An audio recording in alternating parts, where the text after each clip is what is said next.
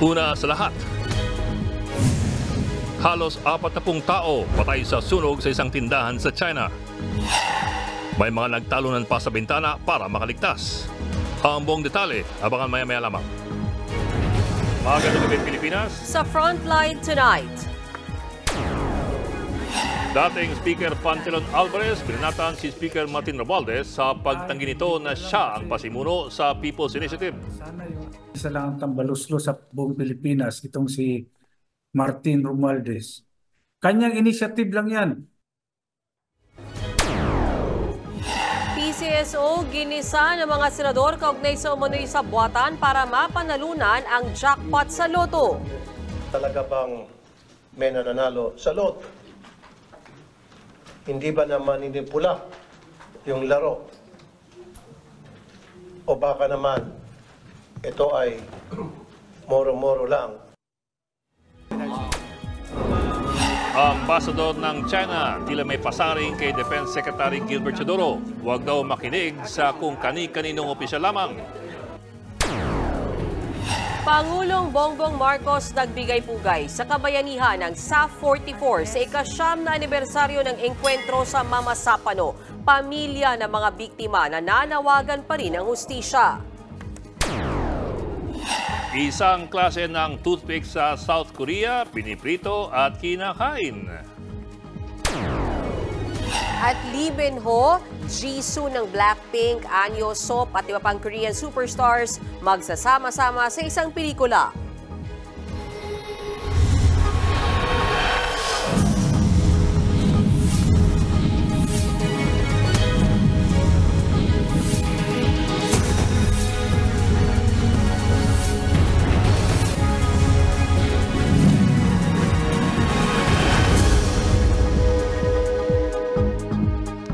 Iaakyat sa Korte Suprema ni dating Speaker Pantelon Alvarez at Senator Coco Pimentel ang petisyon laban sa People's Initiative para sa charter change. Binanatan din ni Alvarez si Speaker Martin Romualdez na anyay pasimuno nito. Nasa frontline ng balitang yan, Marian Enriquez. Dahil sa observation... Para raw magkaalaman na maghahain ng petisyon sa Korte Suprema si dating House Speaker at ngayon Davao del Norte Representative Pantelon Alvarez para questionin ang People's Initiative para sa charter change. Partikular na ang mga umano'y pagpapapirma kapalit ng pera o ayuda. Sigurado magpa-file ako dyan. Tingnan natin itong mangyayari.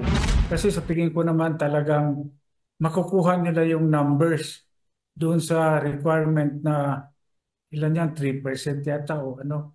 Kaya-kaya yan. So sobra pa yan dahil nga may pinamili. Derechahang itinuro ni Alvarez si House Speaker Martin Romualdez na maipakanaraw ng People's Initiative. Tinawag pa ni Alvarez na tambalos-los si Romualdez.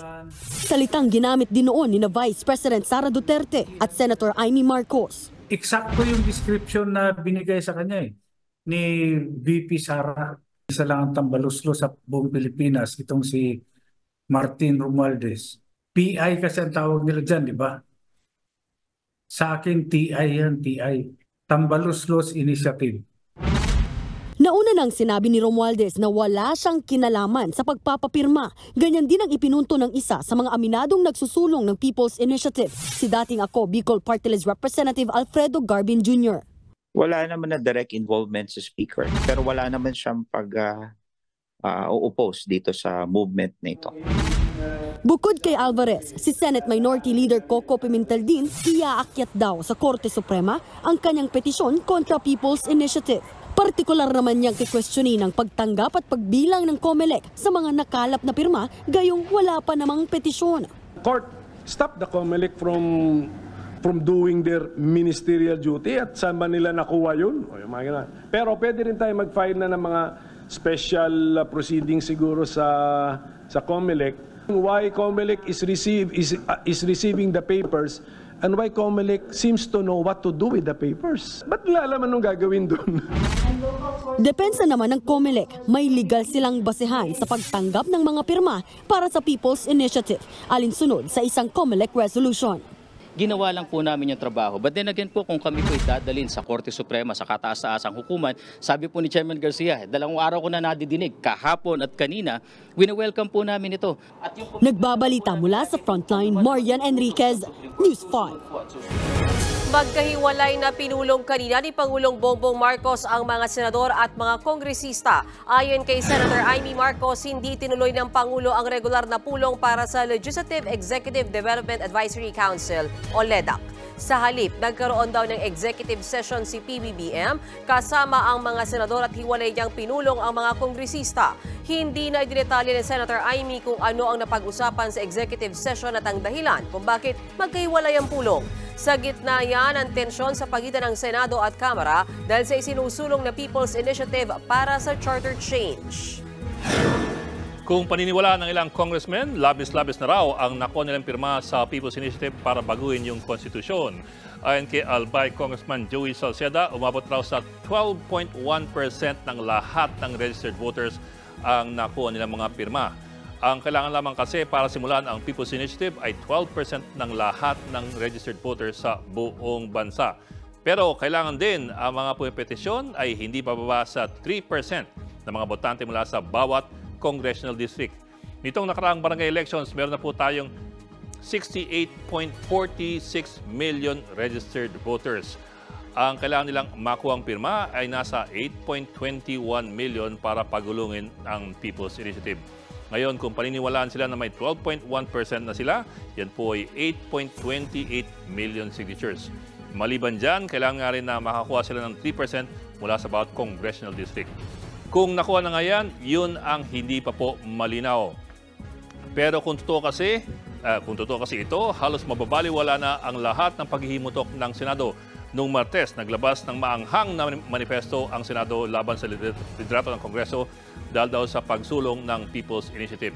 Kasabay nito ang mga panawagan na makialam na si Pangulong Bongbong Marcos para hindi ito mauwi sa away ng Kongreso at ng Senado. Yun lang, kung nakuha nga nila ang mga kailangang mga pirma, lahat ng mga pangangalampag ng Senado ay mauuwi lamang sa wala. Mulat sa pool kasi, iyan naman ang mismong punto ng People's Initiative, na laktawan ang Senado at ang Kongreso. At kung sakali, diyan na nga nagwagi ang mga congressmen sa tahimik na gapangan. Sa interview sa programang Storycon ng One News, ang reklamo ni Senator Bato de la Rosa, binigyan daw ng quota ang mga congressmen na makakuha ng hindi lamang 3%, kundi 20% sa kanilang mga distrito. Ayon daw ito sa isa niyang kaibigan na congressman na ayaw niyang pangalanan. Pasensya na lamang daw muna sila dahil yun daw ang utos sa kanilang lahat.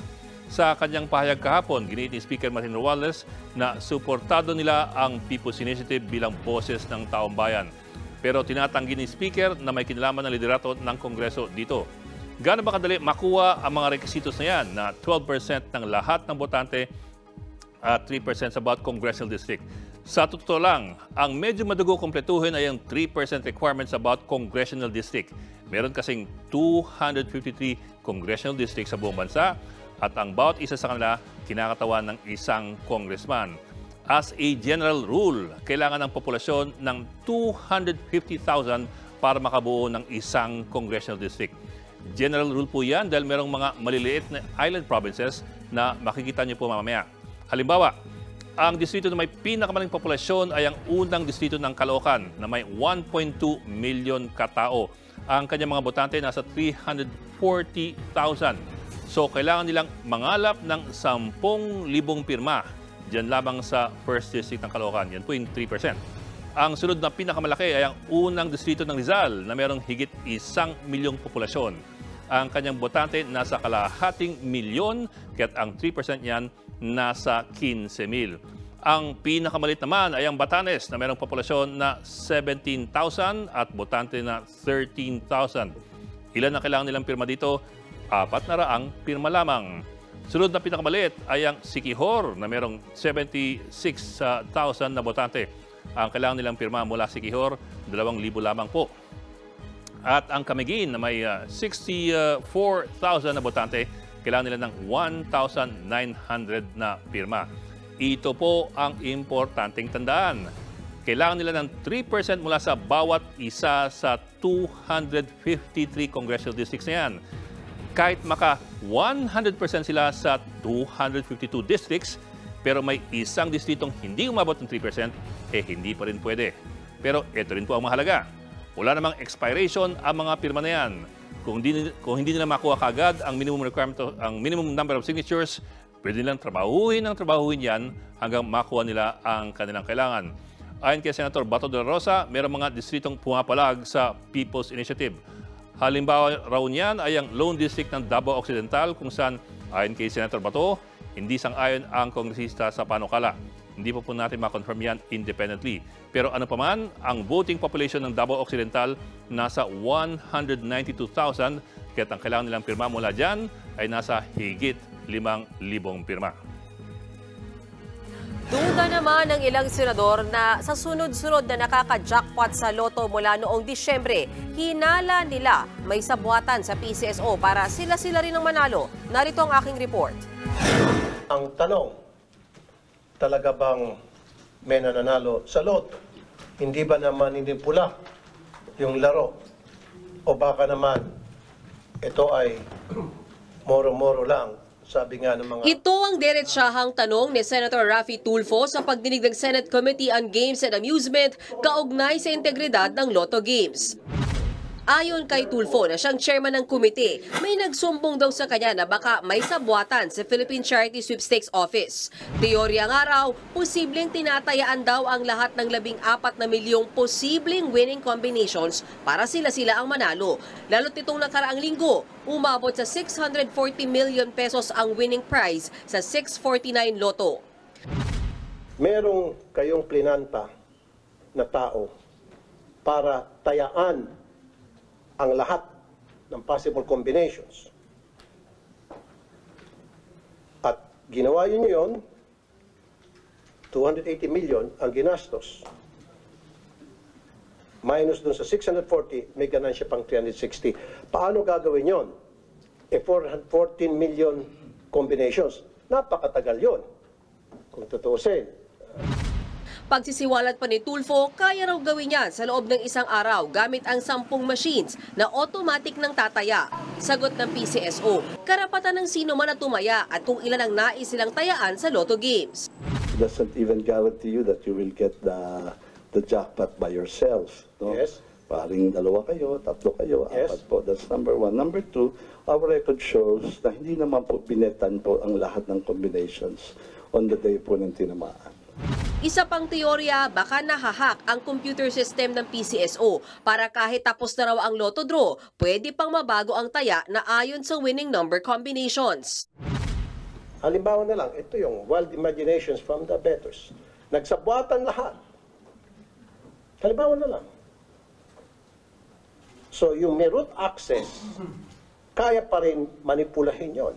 Nag-usap-usap lahat, mga chip, mga bossing, mga friendship, tahimik na kayo dyan. Papalitan natin itong through the root access. May root access. Palitan natin, palabasin natin na may nanalo. Possible or not? Possible po. Pero paliwanag ng PCSO, malabo raw yan. Lalo't 8:30 PM pa lang ay cut-off na ang tayaan para sa 9 PM Lotto draw at hihinto na ang pagpasok noon ng bets. Nakahiwalay rin nila ang datos sa mga taya at nakalagay ito sa flash drive. Hindi rin nila ito maaring pakialaman pagkatapos ng draw. There's no way mape-penetrate nila dahil nakihiwalay na po yung lahat ng bets na pumasok. Hindi na po pwedeng dagdagan yon. Pero lahat ng computer kaya i-corrupt. Well, In fact, the best computer, the most secured computer, even sa Pentagon na computer, ay na-corrupt o na-penetrate ng isang hacker. So don't tell me, yung computer ninyo na sinasabi mo drive, hindi kayo ma-corrupt. Pero nanindigan ng PCSO na walang manipulasyon sa kanilang Lotto Games. Suwestyon naman nila Senator Tulfo na dapat bukod sa mga taga-PCSO at COA, mag-imbita rin ang mga representative mula sa academe, religious groups at civil society para mag-witness sa mismong Lotto draw procedures at masigurong walang irregularidad na nangyayari. Bagay na sinang-ayunan naman ang pamunuan ng PCSO. Ayon naman sa Cybercrime Investigation and Coordinating Center o CICC, sa ngayon, wala silang nakikitang ebidensyang may manipulasyon sa Lotto, pero inatasan na rin silang aralin at tignan ang integridad ng Lotto Games. Titignan din daw ng Department of Information and Communications Technology o DICT ang computer systems ng PCSO. Huling extension raw ng Department of Transportation ang April 30 para sa PUV consolidation. Siguro naman daw sapat na yan para dumami pa ang mga bumuo at sumali sa mga kooperatiba. Nasa frontline na balitang yan si Gerard de la Peña. Extended ang PUV consolidation, kaya extended din ang biyahe ng jeepney driver na si Pedro Campit. Dagdag panahon ito para mapaghandaan niya ang kinabukasan ng kanyang pamilya, lalo't walang sinalihang kooperatiba ang kanyang operator. Sabi ko nga, pag mawala ng akong biyahe, anong gagawin natin? Sabi ko sa asawa ko. Baka siguro magtanim-tanim na lang tayo. Kahapon, inanunsyo ng Malacanang na hanggang April 30 pa ang deadline para makasali at makabuo ng kooperatiba.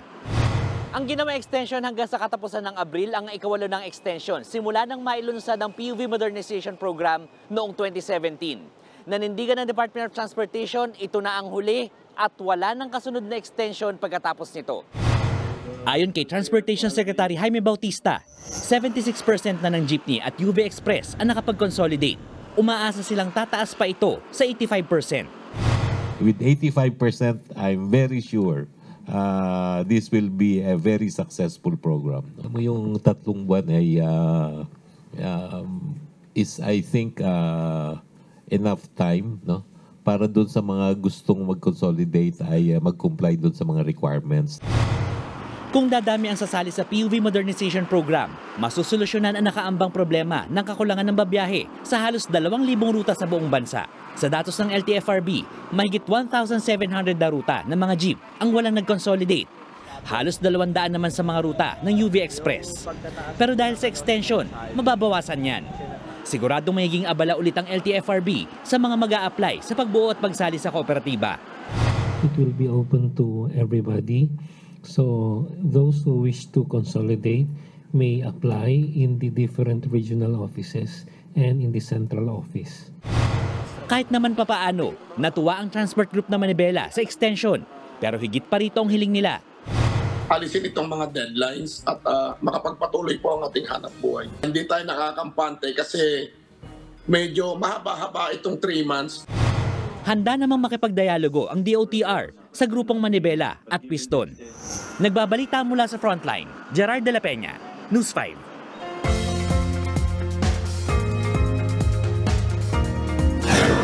Mga kapatid, magdala pa rin lagi ng payong dahil uulanin ng ilang lugar sa bansa. Epekto pa rin po yan ng shear line o yung pagkasalubong ng hangin mula sa Hilaga at sa Silangan. Magdudulot yan ng mga pag-ulan sa Bicol Region, Southern Quezon, Oriental Mindoro, Romblon, Marinduque, Aklan, Capiz at Eastern Visayas. Pinag-iingat ang mga nakatira sa mga naturang lugar sa posibleng pagbaha at pagguho ng lupa. Amihan naman na magpapaulan sa Cagayan Valley, Aurora, mga natitirang lugar sa Quezon Province at sa Cordillera Administrative Region. Excuse me. Makakaranas din ng panakanakang pag-ulan dito sa Metro Manila, gayon din sa natitirang bahagi ng bansa dahil sa localized thunderstorms. May namataan naman mga kumpol ng ulap sa timog silangan ng Mindanao. Mababa naman ang tsansa nitong maging bagyo. Pero base sa Metro Weather, lalapit yan sa Visayas at Mindanao na magdudulot doon ng mga kalat-kalat na pag-ulan pagsapit ng Lunes. Susunod, batang binugbog at hinampas sa pader ng kanyang tatay, pumanaw na. Pinay na suspect sa pagpatay sa mga magulang ng kanyang nobyo, itinanggi ang mga akusasyon sa kanya. At toothpick sa South Korea, piniprito at kinakain. May babala dyan ang kanilang pamahalaan. Magbabalik pa ang Frontline Tonight.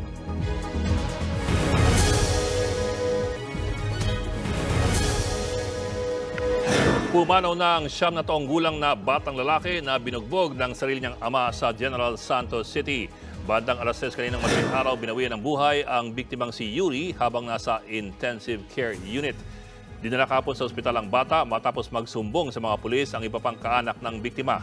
Lumabas sa investigasyon na bukod sa pambubugbog, inuntog pa ng suspect na si Roy Canlaon ang ulo ng kanyang anak sa pader ng kanilang bahay. Binugbog din daw ng suspect ang isa pa niyang anak na maswerte umanong nakatakas. Lasing daw si Canlaon nang gawin niya ang krimen. Pinagsisisihan niya raw ang kanyang nagawa. Sa kabila nito, desididong ang ina ng bata na magsampa ng reklamong parricide.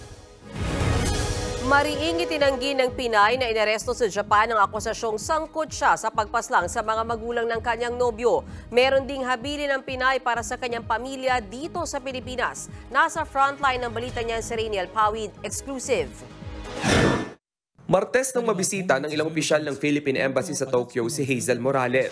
Siya ang isa sa 2 Pinoy na inaresto dahil sa pagkakasangkot sa pagpaslang sa mag-asawang Takahashi. Sa ilang CCTV footages, nahagip si Hazel at isa pang Pinoy na si Brian De La Cruz na nasa crime scene bago at matapos ang insidente. Nakuhanan din silang nagtatapo ng dugo ang damit malapit sa lugar. Sa kabila ng mga paratang, she continues to deny all involvement. Again, we would caution the public against coming to conclusions. May lumalabas na umamin daw siya. Well, she told our embassy that she has not admitted to anything. Bilin din umano ni Hazel na huwag mag-alala ang pamilya niya sa Pilipinas. She wants to assure her family that she is well and she just wants them to take care of her kid. Dito sa Cabanatuan, Nueva Ecija, nananatili ang 5 taong gulang na anak ni Hazel. Nasa pangangalaga ito ng kanyang lola, ang nanay ni Hazel. Hazel, huwag kang mag-alala. Aalagaan namin mabuti yung anak mo. Tulong-tulong kaming mapapalaki itong batang ito. Tututukan po namin yung bata, hindi po namin pababayaan. Minsan lang po, sabi lang po niya, where is mama? Sabi niya, gano'n lang po. Pero nahanap di po. Ipinagtataka rin ngayon ng pamilya Morales ang ugnayan ni Hazel at ni Brian De La Cruz. Pareho mang taga-Cabanatuan, hindi umano ito kaibigan ni Hazel. Ala naman pong nababanggit sa amin yung anak ko na yun sa tagal po na nandyan siya. Hindi, kahit minsan po, di naman niya po nabanggit yung pangalan na yun. Kung magkakaroon ng pagkakataon, nais umanong pumunta ng ina ni Hazel na si Sally sa Japan para mabisita ang anak. Mas makakampante raw siya na personal na makita si Hazel o kahit makausap man lang ito sa telepono. Ayon sa Department of Foreign Affairs, nabigyan na ng abogado si Hazel at nagpapatuloy ang investigasyon sa kaso. Ngayong araw nakatakda namang bisitahin ng Philippine Embassy official si Brian De La Cruz. Ayon sa ilang source ng News 5, tanging mga pangangailangan at health condition lang ni De La Cruz ang maaaring siyasatin ng Philippine officials. Hindi muna pinahihintulutan na mapag-usapan ang anumang bagay na may kinalaman sa krimen. Nananatiling abandonment of corpse ang asunto laban sa 2 Pinoy. Patuloy naman ang investigasyon ng Japanese police kung sino talaga ang pumatay sa mag-asawang Takahashi. Nagbabalita mula sa frontline, Rainiel Pawid, News 5. Sundin si Pangulong Bongbong Marcos at hindi ang kung sino-sinong opisyal lamang. Yan ang pasaring ni Chinese Ambassador Wang Xilian kasunod ng pagkondena ni Defense Secretary Gilbert Teodoro sa bagong panghaharas ng China sa mga mangingisdang Pilipino. Nasa frontline ng balitang yan, Camille Samonte. Hinimok ni Chinese Ambassador Wang Xilian ang pamahalaan ng Pilipinas na sundin ng utos ni Pangulong Bongbong Marcos pagdating sa isyu ng West Philippine Sea sa halip na makinig-an niya sa kung sino-sinong opisyal. We need to follow the guidance of the President instead of any officials. Sinabi yan ng ambassador sa pagbubukas ng bagong Chinese Visa Application Service Center sa Makati City. Ang pahayag na ito ni Ambassador Wang ay kasunod ng pagkondena ni Defense Secretary Gilbert Teodoro sa pinakahuling panghaharas ng China Coast Guard sa mga Pilipinong mangingisda. Giit ni Teodoro, walang karapatan ng China na gawin ito. Nitong January 12, bigong maiuwi ng mga kababayan natin ang mga nakuha nilang taklobo sa Scarborough Shoal dahil ipinabalik ito sa dagat ng China. Ayon pa kay Ambassador Wang, dapat gayahin ng mga opisyal ng bansa ang pagsunod ni Pangulong Marcos sa One China policy. Kamakailan lang, sinabi ni PBBM na kinikilala ng Pilipinas ang naturang polisiya. Ikinatuwaya ng China, sabay giit na probinsya ng China ang Taiwan at China lang ang pwedeng mamahala rito. Welcome and we appreciate President Marcos reiterating One China policy and emphasizing that Taiwan is a province of China and the Philippines is not endorsing Taiwan independence.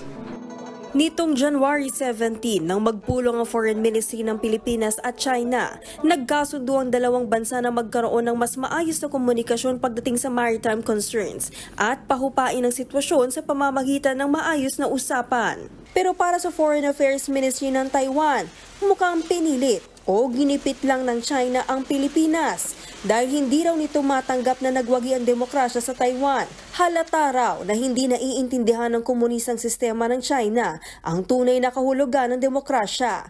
Nagbabalita mula sa Frontline, Camille Samonte, News 5. Nagkita sa unang pagkakataon sina Pangulong Bongbong Marcos at Vice President Sara Duterte matapos i-anunsyo ng bise ang plano niyang pagtakbo sa eleksyon. Dumalo kanina ang Pangulo sa presentation ni VP Sara ng DepEd Education Report sa Pasay. Saglit na nag-usap ang dalawa pero hindi na sila nagpa-interview. Gayunman, pinuri at pinasalamatan ni Pangulong Marcos si VP Sara sa kanyang trabaho bilang DepEd Secretary. Daghang salamat, Vice President Inday Sara. Your stewardship for the biggest agency with the largest constituency and, I would say, the most difficult mandate. Against this backdrop, our tasks that complicate our mission to recoup losses from the pandemic, retool the curriculum, and reform the system.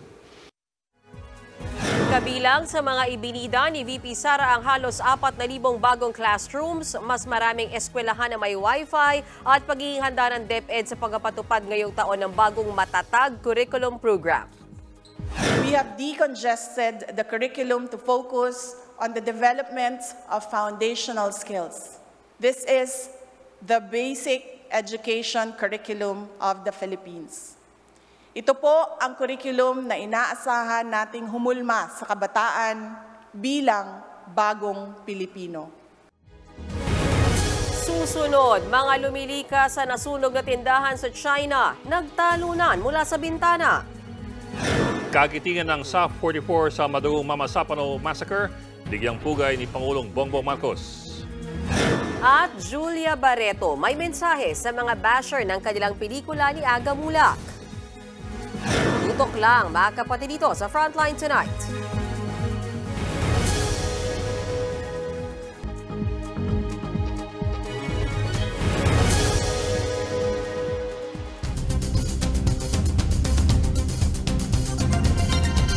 Halos 40 ang patay sa nasunog na tindahan sa China. Sa full sa video ang mga nagtatalunan sa bintana para makaligtas. Yan ang ipapa sa Frontline News Abroad.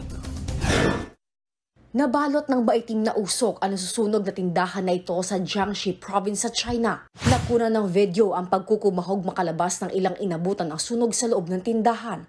Nagmamadali silang bumaba mula sa ikalawang palapag. Ang iba naman, napilitan ng tumalon mula sa bintana. Naglatag ng kutsyon ang mga rescuer para saluhin ang mga lumilikas. Umabot sa 39 ang nasawi sa sunog. Lumabas sa investigasyon na nagsimula ang apoy sa underground ng tindahan. Sa California naman sa Amerika, may emergency na agad nirespondihan ang rescue helicopter na ito. Ang pakay, sagipi ng isang babaeng stranded sa tumaob na kotse na nasa gitna ng rumaragas ang ilog. Dahan-dahang bumaba ang rescuer. Sinuotan niya ng harness ang babae at saka inangat na helicopter.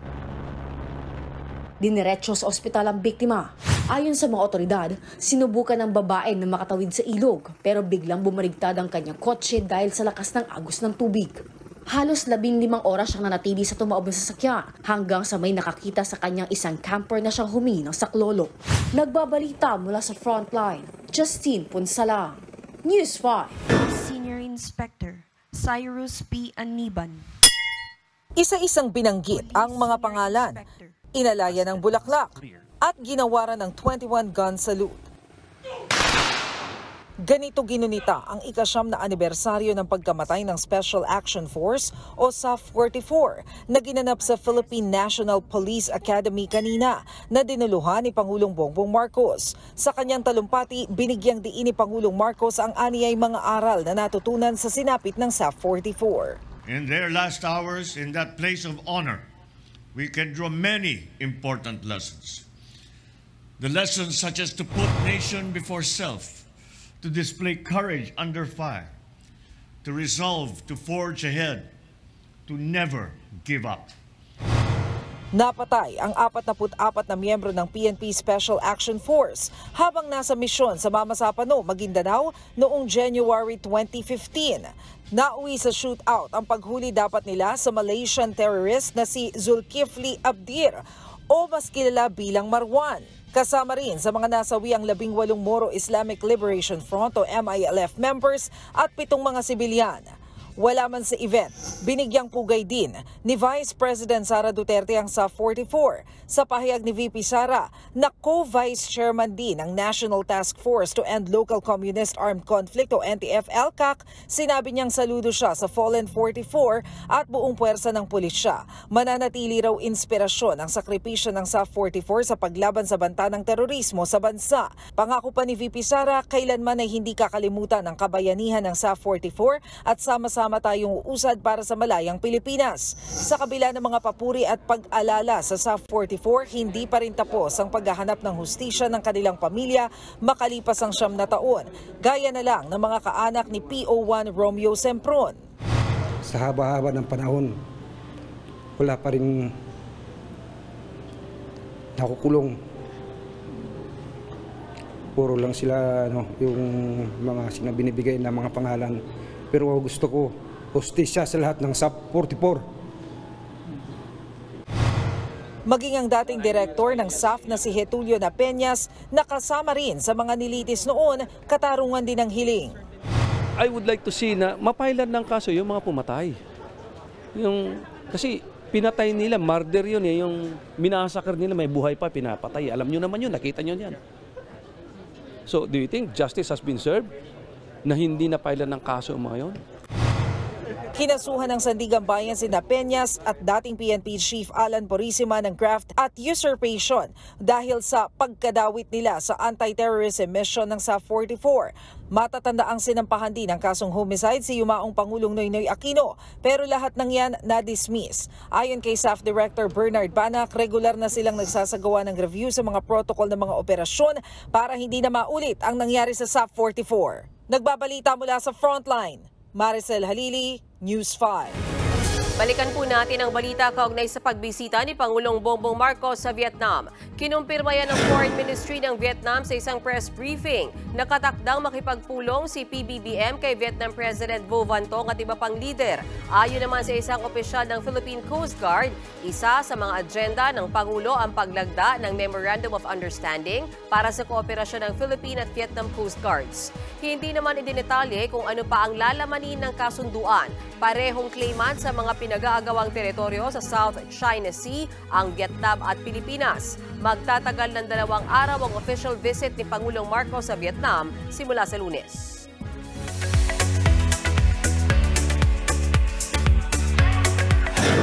Showbiz tonight na tayo. Usap-usapan na hindi raw pinayagang makaalis ng bansa ang dating glam team ni Heart Evangelista dahil sa umano'y hold departure order. Sa ibang showbiz news naman, ipinakilala na ang bunsong Dabber Cats nina Bossing Vic Soto at Pauline Luna na si Baby Mochi. Panoorin natin to. Ayan o. Cute na! Mochi! Welcome to the world, Baby Mochi. Ipinakilala na ni Bossing Vic Soto sa Eat Bulaga ang second child nila ni Pauline Luna na si Baby Thea Marceline Soto. Kaya kayo na humusga. Sinong kamukha? Mochi nga! Ang haba na po. Kaya baby pa eh. Mochi! Dahil dyan, part na ng Dabber Cats si Baby Mochi. Yan po ang ating bunsong Dabber Cats. Si Mochi. Thank you sa lahat. Congratulations.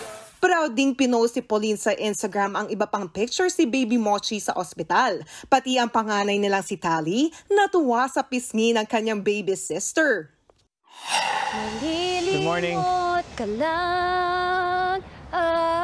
May mga bago namang pasilip si Julia Barreto sa latest film nila ni Aga Mulak na Ikaw Pa Rin Ang Pipiliin Ko.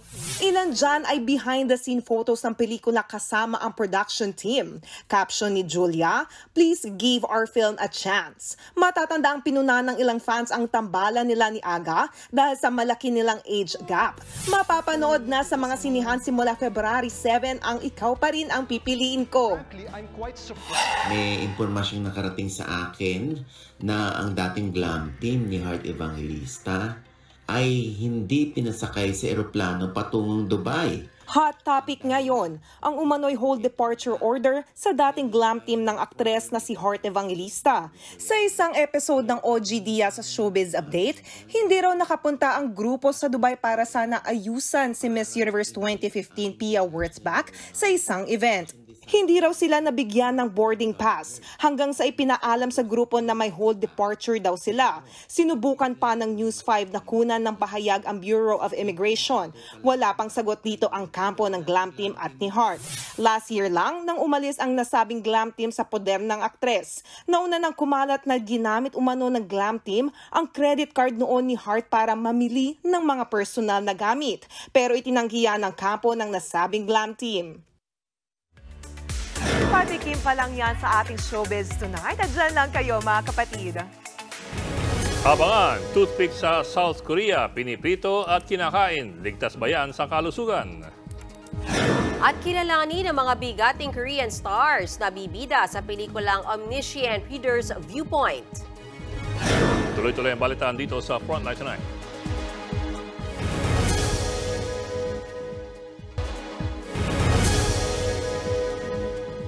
Kakaibang merienda ang chinichibog sa South Korea. Nauuso ngayon doon ang pagkain ng toothpick. Sa viral video na ito, makikitang piniprito muna ang kulay green na mga toothpick. Kapag naluto na, nilalagay yan sa plastic at hinahaluan ng seasoning powder, saka sineshake na parang French fries. Ang toothpick gawa raw sa sweet potato o di kaya ay cornstarch. Pero nagbabala dyan ang Food Ministry ng South Korea. Hindi pa rin napapatunayan kung ligtas ba itong kainin.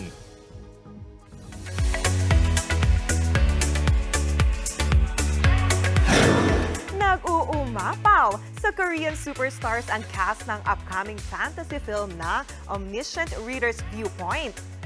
Sa report ng ilang Korean media, nagsimula na ang script reading para sa pelikula. Ilan sa big stars dyan ay si Lee Min-ho, na unang sumikat sa K-drama na Boys Over Flowers. At sa mga blink dyan, kasama rin dito si Blackpink member Jisoo. Magpapakilig din sa movie si Business Proposal star Ahn Yosop. At eto pa, kasali rin sa cast sina the fabulous actress Chae Subin, Mask Girl star Nana, pati na sina Shin Sung-ho at Park Ho-san. Adaptation ito ng fantasy novel with the same title. Wala pa namang detalye kung kailan ito ipapalabas. At yan ang latest and hottest sa showbiz tonight. Ako si Jania Lipon. Happy Thursday mga kapatid!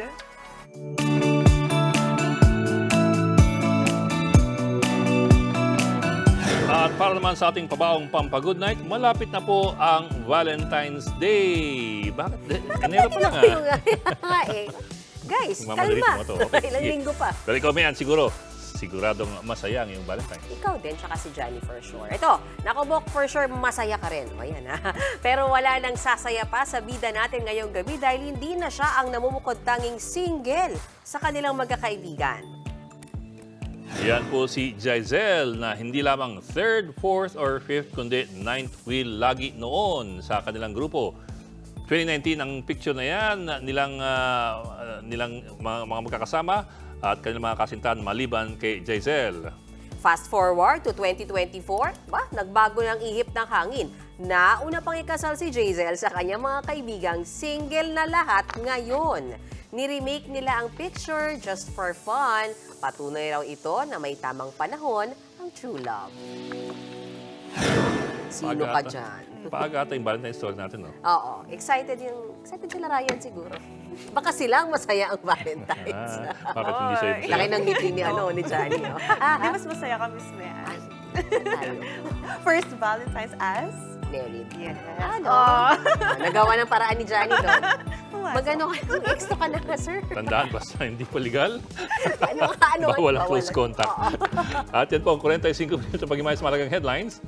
Balitaan at diskusyon para sa paghubog ng matalinong opinyon. Kami yung kasangga sa pagbalita. Ako po si Mayan Los Baños. Ako lang po si Ed Lingao. Magandang gabi.